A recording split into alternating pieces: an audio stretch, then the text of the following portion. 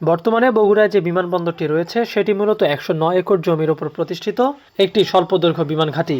সেখানে ৪৫০০ ফুট দীর্ঘ এবং ১০০ ফুট প্রশস্ত একটি রানওয়ে রয়েছে। এছাড়া ৪ তলা টার্মিনাল ভবন এবং ২ তলা ফায়ার স্টেশন এবং পাওয়ার হাউস থাকলেও রানওয়েতে আধুনিক কোনো লাইটিং ব্যবস্থা নেই। ফলে রাতে সেখানে কোনো উড়োজাহাজ ওঠানামা করার সুযোগ নেই। কিন্তু সরকারের নতুন মহাপরিকল্পনা অনুযায়ী এই পুরো চিত্রটি পাল্টে যেতে বসেছে। প্রথম ধাপে প্রায় ৪০০ একর জমির ওপর প্রায় ৯,০০০ ফুট দীর্ঘ এবং ১৫০ ফুট প্রশস্ত একটি সম্পূর্ণ নতুন রানওয়ে নির্মাণ করা হবে। পরবর্তী সময়ে বিশাল আকৃতির বোয়িং কিংবা এয়ারবাসের মতো উড়োজাহাজ ওঠানামার জন্য এই রানওয়ের দৈর্ঘ্য বাড়িয়ে ১০,৫০০ ফুটে উন্নীত করার চূড়ান্ত পরিকল্পনা নেওয়া হয়েছে। এমনকি ভবিষ্যতে ফ্লাইটের চাপ সামলাতে যাতে কোনো সমস্যা না হয় সেজন্য দ্বিতীয় আরেকটি রানওয়ে নির্মাণেরও সুযোগ রাখা হচ্ছে এই মাস্টার প্ল্যানে।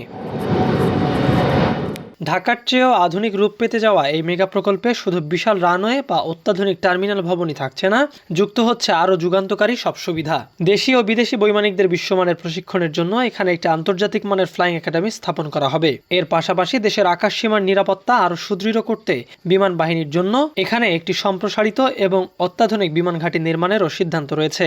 বাণিজ্যিক ফ্লাইট পরিচালনার পাশাপাশি আন্তর্জাতিক কার্গো সুবিধা যুক্ত হওয়ায় উত্তরাঞ্চলের উদ্বৃত্ত কৃষিপণ্য, হস্তশিল্প এবং নানা ধরনের শিল্পপণ্য খুব সহজেই বিশ্বের বিভিন্ন দেশে রপ্তানি করা সম্ভব হবে, যা এই অঞ্চলের অর্থনীতিকে নতুন মাত্রা দেবে।